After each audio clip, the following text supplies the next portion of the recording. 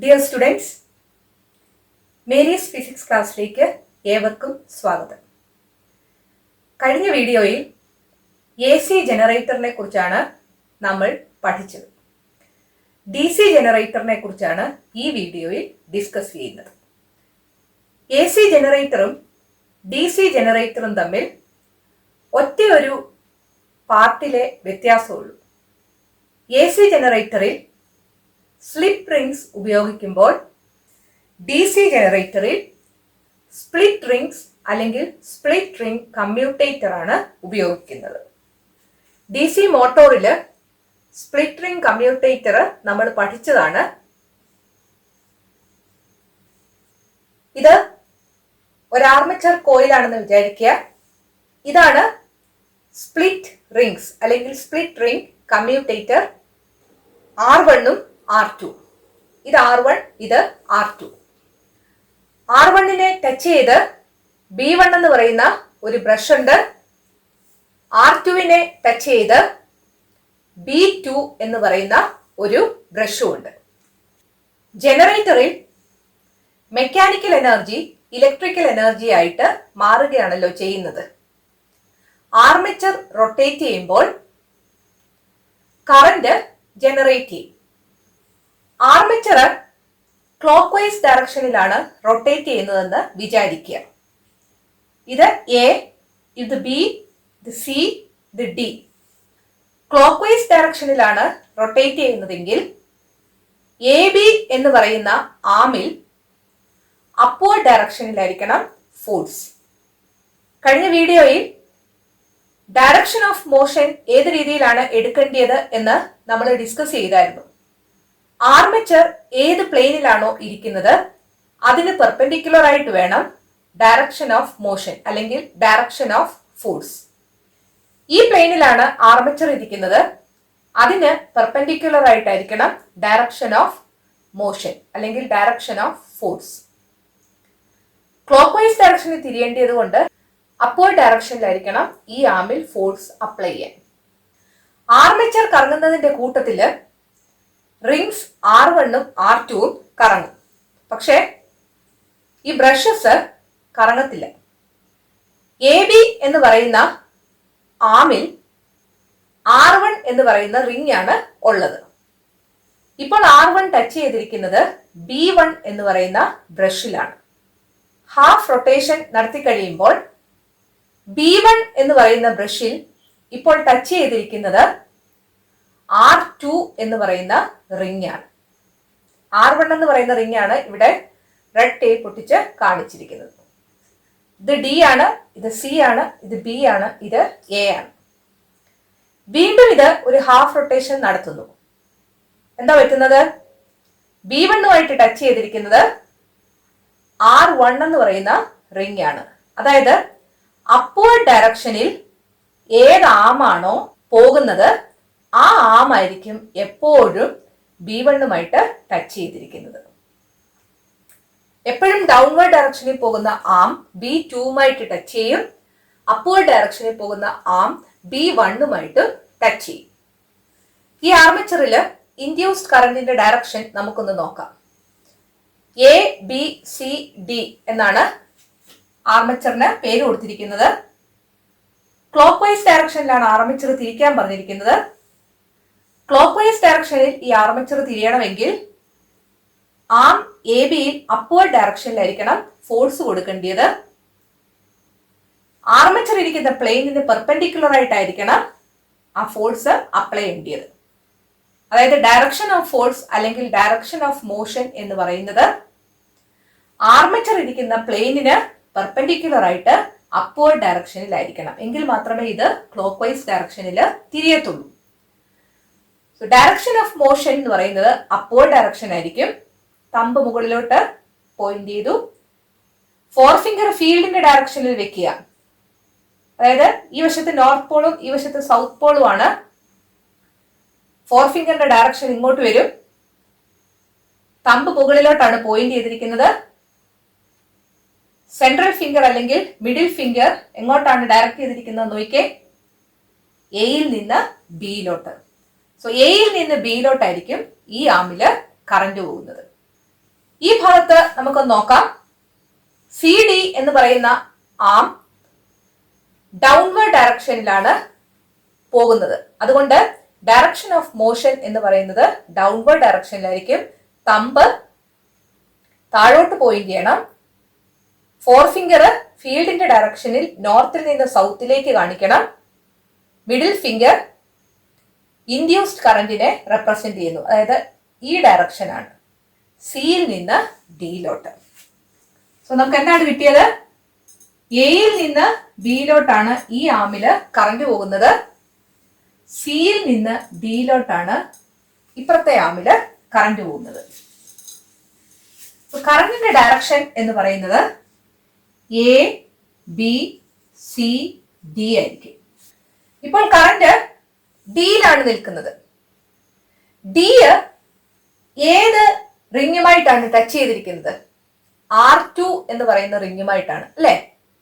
R2 എന്ന് പറയുന്ന ring B2 എന്ന് പറയുന്ന ബ്രഷുമായിട്ടാണ് ടച്ച് ചെയ്തിരിക്കുന്നത്.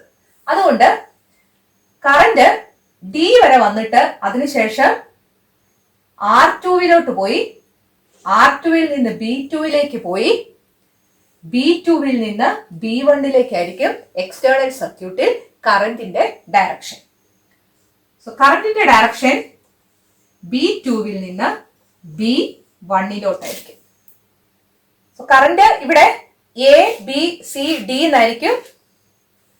ഡിയില് R2 എന്ന് പറയുന്ന റിംഗ് ആണ്. R2 എന്ന് പറയുന്ന റിംഗ് B2 എന്ന് പറയുന്ന ബ്രഷുമായിട്ടാണ് ടച്ച് ചെയ്തിരിക്കുന്നത്. അതുകൊണ്ട് B2വിൽ നിന്ന് B1ലേക്കായിരിക്കും കറന്റ്. ഇനി ഇത് ഹാഫ് റൊട്ടേഷൻ നടത്തുന്നു എന്ന് വിചാരിക്കുക. ഹാഫ് റൊട്ടേഷൻ നടത്തുമ്പോൾ എന്താ പറ്റുന്നത്? ഇപ്പോൾ R2 എന്ന് പറയുന്ന റിങ് B1 എന്ന് പറയുന്ന ബ്രഷുമായിട്ടാണ് ടച്ച് ചെയ്തിരിക്കുന്നത്. അതായത് അപ്വേർഡ് ഡയറക്ഷനിൽ പോകുന്ന ആമാണ് എപ്പോഴും B1ഉമായിട്ട് ടച്ച് ചെയ്യുന്നത്. ഡൗൺവേർഡ് ഡയറക്ഷനിൽ പോകുന്ന ആമാണ് എപ്പോഴും B2ഉമായിട്ട് ടച്ച് ചെയ്യുന്നത്. ഇവിടെ കറന്റിന്റെ ഡയറക്ഷൻ എന്ത് വരും എന്ന് നോക്കിക്കേ. ഡി സി എന്ന് പറയുന്ന ആമില് ഡയറക്ഷൻ ഓഫ് മോഷൻ എന്ന് പറയുന്നത് ആർമച്ചർ ഇരിക്കുന്ന പ്ലെയിനിന് പെർപെൻഡിക്കുലർ ആയിട്ട് ഇത് ക്ലോക്ക് വൈസ് ഡയറക്ഷനിലാണ് തിരിയുന്നത് എന്നതുകൊണ്ട് അപ്വേർഡ് ഡയറക്ഷനിലും ആയിരിക്കണം. So direction of force or direction of motion is in the upward direction. Direction of magnetic field നോർത്തിൽ നിന്ന് സൗത്തിലോട്ടായിരിക്കും. ഇൻഡ്യൂസ്ഡ് കറന്റിന്റെ ഡയറക്ഷൻ നോക്കിക്കേ, ഡിയിൽ നിന്ന് സിയിലോട്ടായിരിക്കും. ഈ വശത്തോ ഈ ഭാഗം താഴോട്ടാണ് മൂവ് ചെയ്യുന്നത്, എ ബി എന്ന ആം. അതുകൊണ്ട് ഈ ആമിൽ താഴോട്ട് തമ്പ് പോയിന്റ് ചെയ്യുക. മാഗ്നറ്റിക് ഫീൽഡിന്റെ ഡയറക്ഷൻ നോർത്തിൽ നിന്ന് സൗത്തിലേക്ക് കാണിക്കുക. ഇൻഡ്യൂസ്ഡ് കറന്റിന്റെ ഡയറക്ഷൻ ബിയിൽ നിന്ന് എയിലോട്ടായിരിക്കും. സോ ഇവിടെ ഡിയിൽ നിന്ന് സിയിലോട്ട്, ഇവിടെ ബിയിൽ നിന്ന് എയിലോട്ട്. ഇതാണ് ഹാഫ് റൊട്ടേഷൻ നടത്തി കഴിയുമ്പോഴത്തെ ഫിഗർ. ഡിയിൽ നിന്ന് സിയിലോട്ടായിരിക്കും ഈ ആമില്, ബിയിൽ നിന്ന് എയിലോട്ടായിരിക്കും ഇപ്പുറത്തെ ആമില്. കറന്റിന്റെ ഡയറക്ഷൻ എന്ത് വരും? D C B A. Current ഇപ്പോൾ എവിടെയാണ് ഇരിക്കുന്നത്? എയിലാണ്. ഏത് റിങ്ങുമായിട്ടാണ് അറ്റാച്ച് ചെയ്തിരിക്കുന്നത്? R1ഉമായിട്ടാണ്. R1 ഏത് ബ്രഷുമായിട്ടാണ് അറ്റാച്ച് ചെയ്തിരിക്കുന്നത്? B2ഉമായിട്ടാണ്. കാരണം ഡൗൺവേർഡ് ഡയറക്ഷനിൽ പോയ ആമായത്. ഡൗൺവേർഡ് ഡയറക്ഷനിൽ പോകുന്ന ആം എപ്പോഴും B2ഉമായിട്ടായിരിക്കും ടച്ച് ചെയ്യുന്നത്. സോ R1 ടച്ച് ചെയ്തിരിക്കുന്നത് B2ഉമായിട്ടാണ്. B2വിൽ നിന്ന് B1ലേക്കായിരിക്കും എക്സ്റ്റേണൽ സർക്യൂട്ടിൽ കറന്റ് പോകുന്നത്. രണ്ട് കേസിലും എക്സ്റ്റേണൽ സർക്യൂട്ടിലോട്ടുള്ള കറന്റ് B2വിൽ നിന്ന് B1ലേക്കാണ്. അതായത് കറന്റിന്റെ ഡയറക്ഷൻ മാറിയതേയില്ല. കറന്റിന്റെ ഡയറക്ഷൻ മാറുന്നില്ലെങ്കിൽ അത് ഏത് തരം കറന്റ് ആയിരിക്കും? ഡയറക്റ്റ് കറന്റ് ആയിരിക്കും. സോ ഈ ജനറേറ്ററിൽ നിന്ന് നമുക്ക് ഒരു ഡയറക്റ്റ് കറന്റ് ലഭിച്ചു. അതുകൊണ്ട് ഈ ജനറേറ്ററിന് ഡി സി ജനറേറ്റർ എന്നാണ് പറയുന്നത്. അപ്പോൾ എ സി ജനറേറ്ററിനെ ഡി സി ജനറേറ്റർ ആക്കി മാറ്റാൻ എ സി ജനറേറ്ററിലെ സ്ലിപ്പ് റിംഗ്സിന് പകരം സ്പ്ലിറ്റ് റിംഗ് കമ്മ്യൂട്ടേറ്റർ ഉപയോഗിച്ചാൽ മതി. അപ്പോൾ അപ്വേർഡ് ഡയറക്ഷനിൽ പോകുന്ന ആം എപ്പോഴും ബ്രഷ് B1 ടച്ച് ചെയ്തിരിക്കുകയും ഡൗൺവേർഡ് ഡയറക്ഷനിൽ പോകുന്ന ആം ബ്രഷ് B2 എപ്പോഴും ടച്ച് ചെയ്തിരിക്കുകയും ചെയ്യും.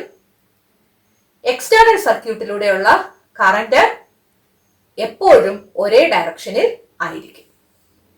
നിങ്ങളുടെ ടെക്സ്റ്റിൽ page number 53 figure 3.7a figure 3.7bയും തന്നിട്ടുണ്ട്. അതാണ് ഇവിടെ വരച്ചിരിക്കുന്നത്.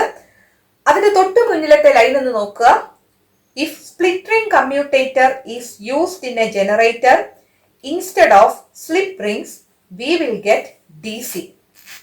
Here a brush B1 is always in contact with the portion of armature that moves upward, and a second brush B2 is always in contact with the portion of the armature that moves downward.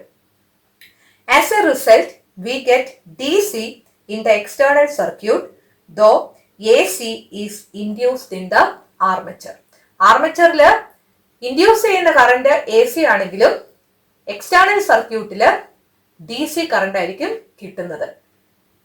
Rotate ചെയ്യുന്ന എല്ലാ കേസുകളിലും B2 എന്ന് പറയുന്ന ബ്രഷിൽ നിന്ന് B1 current ഒഴുകുന്നത്. Direction മാറുന്നതേ ഇല്ല. Such generators are the DC generator.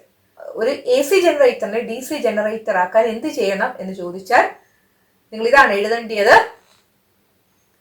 Instead of slip rings, use split ring commutator. How എന്ന് ചോദിച്ചാൽ a brush B1 is always in contact with the portion of the armature that moves upward, and a second brush B2 is always in contact with the portion of the armature that moves downward. As a result, we get DC in the external circuit. അത്രയുമാണ് എഴുതേണ്ടത്. അവിടെ ഒരു question ചോദിച്ചിട്ടുണ്ട്. What are the similarities between the DC motor that we saw in the previous chapter and a DC generator? കഴിഞ്ഞ പാഠത്തില് DC motor പഠിച്ചായിരുന്നു. ആ DC മോട്ടോറും DC ജനറേറ്ററും തമ്മിൽ എന്തൊക്കെ similarities ആണ് ഉള്ളത്? സ്ട്രക്ചറില് സെയിം ആണ് രണ്ടും. ഒറ്റ വ്യത്യാസമേ ഉള്ളൂ. മോട്ടോറില് കറന്റ് ഉപയോഗിച്ച് ആർമേച്ചർ കറക്കുകയാണ് ചെയ്യുന്നത്. അതായത് electrical energy is converted into mechanical energy. അതേസമയം ഈ DC ജനറേറ്ററില് ആർമേച്ചർ കറക്കുന്നതിന്റെ ഫലമായിട്ട് കറന്റ് ഡെവലപ്പ് ചെയ്യുകയാണ് ചെയ്യുന്നത്. പാർട്സ് രണ്ടിലും സെയിം തന്നെയാണ്. അതുകൊണ്ട് നിങ്ങൾക്ക് അവിടെ ആദ്യത്തെ പോയിന്റ് ആയിട്ട് പെർമനന്റ് മാഗ്നറ്റ് നമ്മുടെ തന്നിട്ടുണ്ട്. രണ്ടാമത്തെ പോയിന്റ് രണ്ടിലും ഉള്ളത് ആർമേച്ചർ എഴുതാം. ആർമേച്ചർ. ദെൻ മൂന്നാമത്തേത് ബ്രഷസും എഴുതാം. കോമയിട്ട് സ്പ്ലിറ്റ് റിംഗ് കമ്മ്യൂട്ടേറ്റർ എഴുതാം. Brushes, split ring, commutator. അടുത്ത് പറഞ്ഞിരിക്കുന്നത് നോക്കുക. Connect the output of A small DC generator to a galvanometer and rotate the armature continuously. Galvanometer ഒരു എക്സ്റ്റേണൽ സർക്യൂട്ടിൽ കണക്ട് ചെയ്തിട്ട് ആർമേച്ചർ കണ്ടിന്യൂസ് ആയിട്ട് റൊട്ടേറ്റ് ചെയ്യുക. നമ്മൾ കണ്ടു എങ്ങനെ റൊട്ടേറ്റ് ചെയ്താലും എക്സ്റ്റേണൽ സർക്യൂട്ടിൽ കറന്റിന്റെ ഡയറക്ഷൻ മാറുന്നില്ലെന്ന്. അതുകൊണ്ട് ഗാൽവനോമീറ്ററിന്റെ നീഡില് ഏത് രീതിയിലായിരിക്കും ഡിഫ്ലക്ഷൻ കാണിക്കുക? ഒറ്റ സൈഡിലോട്ട് മാത്രമേ ഡിഫ്ലക്ഷൻ കാണിക്കത്തുള്ളൂ. അവിടെ ആദ്യത്തെ ക്വസ്റ്റ്യൻ ആയിട്ട് ചോദിച്ചിരിക്കുന്നു, how is the needle deflected? Deflects to one side എന്നാണ് ആൻസർ എഴുതേണ്ടത്. അടുത്ത നോക്കുക, is the direction of current changing? കറന്റിന്റെ ഡയറക്ഷൻ മാറുന്നുണ്ടോ എന്നാണ് ചോദിച്ചിരിക്കുന്നത്. മാറുന്നില്ല അല്ലെ? നമ്മൾ കണ്ടായിരുന്നു B2 നിന്ന് B1 രണ്ട് കേസിലും കറന്റിന്റെ ഡയറക്ഷൻ. സോ അവിടെ നോ എന്നാണ് എഴുതേണ്ടത്. അടുത്തത് നോക്കുക, is the magnitude of current the same?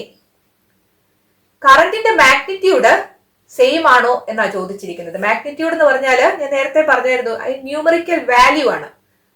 അതായത് ഡിഫ്ലക്ഷൻ കാണിച്ചിട്ട് അവിടെ അത് അനങ്ങാതെ നിൽക്കുകയാണോ എന്നാണ് ചോദിച്ചിരിക്കുന്നത്. മാഗ്നിറ്റ്യൂഡ് സെയിം ആണെങ്കിൽ ആ നീഡിൽ അവിടെ അനങ്ങാതെ നിൽക്കും. പക്ഷെ ഇവിടെ ആ നീഡില് ഈ രീതിയിൽ വേരിയേഷൻ കാണിച്ചുകൊണ്ടിരിക്കും. അത് മാഗ്നിറ്റ്യൂഡ് ചേഞ്ച് ചെയ്യും. പക്ഷെ ഈ നീഡിൽ ഇപ്പുറത്തെ വശത്തോട്ട് വരത്തില്ല. ഇപ്പുറത്തെ വശത്തോട്ട് വന്നാലേ ഉള്ളൂ ഡയറക്ഷൻ ചേഞ്ച് ചെയ്യുന്നത്. അനങ്ങാതെ ഇരിക്കുകയാണെങ്കിൽ മാഗ്നിറ്റ്യൂഡും ചേഞ്ച് ചെയ്യുന്നില്ലെന്ന് നമുക്ക് പറയാം. പക്ഷെ ഇതങ്ങനല്ല. ഈ നീഡില് ഒരു വശത്തോട്ട് ചെരിഞ്ഞ് അവിടെ ഈ രീതിയിൽ മൂവ്മെന്റ് കാണിക്കും. അതിന്റെ അർത്ഥം എന്താണ്? മാഗ്നിറ്റ്യൂഡ് സെയിം അല്ല എന്നുള്ളതാണ്. Is the magnitude of current the same? No എന്നാണ് എഴുതേണ്ടത്. സ്ലൈറ്റ് ആയിട്ട് വേരി ചെയ്തുകൊണ്ടിരിക്കുന്നുണ്ട്. അങ്ങനെ ഡയറക്ഷൻ മാറാതിരിക്കുകയും മാഗ്നിറ്റ്യൂഡ് മാറുകയും ചെയ്യുന്ന കറന്റിന് പറയുന്ന പേരാണ് പൾസേറ്റിംഗ് കറന്റ്. പൾസേറ്റിംഗ് കറന്റിന്റെ പ്രത്യേകത എന്താണ്? Direction does not change but magnitude changes. അടുത്തത്, ഒരു എ സി ജനറേറ്ററിലും ബാറ്ററിയിലും ഡി സി ജനറേറ്ററിലും ഡെവലപ്പ് ചെയ്യുന്ന ഇ എം എഫിന്റെ ഗ്രാഫിക്കൽ റെപ്രസെന്റേഷൻ ആണ്. ഒരു എ സി ജനറേറ്ററിൽ നിന്ന് ലഭിക്കുന്ന ഇ എം എഫിന്റെ ഗ്രാഫാണ് ഈ കാണിച്ചിരിക്കുന്നത്. ഈ ഗ്രാഫിനെ കുറിച്ച് നമ്മൾ കൂടുതലായിട്ട് എ സി ജനറേറ്ററിന്റെ ക്ലാസ് ഡിസ്കസ് ചെയ്തപ്പോൾ പറഞ്ഞതാണ്. ഇത്രയും ഭാഗം കാണിക്കുന്നത് 1 സൈക്കിൾ ഓഫ് എ സി ആണ്. ഇവിടെ 2 സൈക്കിൾസ് ഓഫ് എ സി ഉണ്ട്. അതുകൊണ്ടാണ് ഗ്രാഫ് ഈ രീതിയിൽ വരച്ചിരിക്കുന്നത്. ഇവിടുത്തെ പ്രത്യേകതകൾ എന്തെല്ലാമാണെന്ന് നോക്കാം. ഈ എക്സ് ആക്സിസിന്റെ മുകളിലോട്ടും താഴോട്ടും ഗ്രാഫ് ഉണ്ട്. അതായത് ഡയറക്ഷൻ ചേഞ്ചസ് കണ്ടിന്യൂസ്ലി. അതുപോലെ ഇവിടുത്തെ ഇ എം എഫിന്റെ കാര്യം നോക്കാം. ഈ വൈ ആക്സിസിൽ ഇ എം എഫ് ആണല്ലോ എടുത്തിരിക്കുന്നത്. ഇ എം എഫ് കൂടുന്നു, മാക്സിമം ആകുന്നു, അത് കഴിയുമ്പോൾ കുറഞ്ഞ് 0 ആകുന്നു, വീണ്ടും ഓപ്പോസിറ്റ് ഡയറക്ഷനില് കൂടി മാക്സിമം ആകുന്നു, പിന്നീട് കുറയുന്നു, 0 ആകുന്നു. അങ്ങനെ അത് റിപ്പീറ്റ് ചെയ്തുകൊണ്ടിരിക്കുകയാണ്. അതായത് E M F increases and decreases. അപ്പോൾ അവിടെ ഈ ഗ്രാഫിന്റെ പ്രത്യേകതകൾ എഴുതാൻ പറഞ്ഞിട്ടുണ്ട്. ഒരെണ്ണം തന്നിട്ടുണ്ട്, ഡയറക്ഷൻ ചേഞ്ചസ് കണ്ടിന്യൂസ്ലി. രണ്ടാമത്തേത് E M F increases and decreases. ഒരു ബാറ്ററിയിൽ നിന്ന് ലഭിക്കുന്ന ഇ എം എഫിന്റെ ഗ്രാഫാണ് ഇവിടെ കാണിച്ചിരിക്കുന്നത്. ഈ എക്സ് ആക്സിസിന്റെ ഒരു ഭാഗത്ത് മാത്രമേ ഉള്ളൂ ഗ്രാഫ്. അതിന്റെ അർത്ഥം എന്താണ്? ഡയറക്ഷൻ മാറുന്നില്ല. Direction is constant. അതുപോലെ ഇ എം എഫ് നോക്കുക. ഇ എം എഫ് ഒരു ഫിക്സഡ് വാല്യൂവില് കോൺസ്റ്റന്റ് ആയിട്ട് നിൽക്കുകയാണ്. അവിടെ മാറ്റം ഒന്നും വരുന്നില്ല, കൂടുകയോ കുറയുകയോ ഒന്നും ചെയ്യുന്നില്ല. So E M F is constant. നമുക്കിവിടെ എഴുതാം, direction constant, E M F constant. ഒരു ഡി സി ജനറേറ്ററിലെ ഔട്ട്പുട്ടിൽ ലഭിക്കുന്ന ഇ എം എഫിന്റെ ഗ്രാഫിക്കൽ റെപ്രസെന്റേഷൻ ആണ് ഈ കാണിച്ചിരിക്കുന്നത്. ഈ ഗ്രാഫ് ഒന്ന് നോക്കുക. ഈ എക്സ് ആക്സിസിന് മുകളിലോട്ട് മാത്രമേ ഗ്രാഫ് ഉള്ളൂ. അതിന്റെ അർത്ഥം എന്താണ്? ഡയറക്ഷൻ മാറുന്നില്ല, ഡയറക്ഷൻ കോൺസ്റ്റന്റ്. അതേസമയം ഇ എം എഫ് ഒന്ന് നോക്കുക. ഇ എം എഫ് കൂടി മാക്സിമം ആയി, കുറഞ്ഞ് 0 ആയി, വീണ്ടും കൂടി മാക്സിമം ആയി, കുറഞ്ഞ് 0 ആയി. അതായത് ഇ എം എഫ് കൂടുകയും കുറയുകയും ചെയ്യുന്നു. ഡി സി ജനറേറ്ററിലെ ഇ എം എഫിന്റെ പ്രത്യേകത നമുക്ക് എഴുതാം, direction constant, E M F increases and decreases. ഈ 3 ഗ്രാഫുകളും നിങ്ങൾ നന്നായിട്ട് മനസ്സിലാക്കണം. ഒരു എ സി ജനറേറ്ററിൽ നിന്ന് ലഭിക്കുന്ന ഇ എം എഫിന്റെ ഗ്രാഫിക്കൽ റെപ്രസെന്റേഷൻ എന്ന് പറയുന്നത് ഈ രീതിയിലായിരിക്കും. ഒരു ബാറ്ററിയിൽ നിന്ന് ലഭിക്കുന്ന ഇ എം എഫിന്റെ ഗ്രാഫ് എന്ന് പറയുന്നത് ഈ കാണിച്ചിരിക്കുന്നതാണ്. ഒരു ഡി സി ജനറേറ്ററിൽ നിന്ന് ലഭിക്കുന്ന ഇ എം എഫിന്റെ ഗ്രാഫിക്കൽ റെപ്രസെന്റേഷൻ ഈ രീതിയിൽ ആയിരിക്കും. ഗ്രാഫ് തന്നിട്ട് AC ജനറേറ്ററിന്റെ ആണോ DC ജനറേറ്ററിന്റെ ആണോ ബാറ്ററിയുടെ ആണോ EMF ഈ ഗ്രാഫ് റെപ്രസെന്റ് ചെയ്യുന്നതെന്ന് ചോദിക്കാം. അതുപോലെ ഈ ഗ്രാഫിന്റെ കുറച്ച് ഭാഗം തരാതിരിക്കാം. അതായത് ഈ പാർട്ട് തന്നില്ലെന്ന് വിചാരിക്കുക, നിങ്ങളോട് കംപ്ലീറ്റ് ചെയ്യാൻ പറയാം.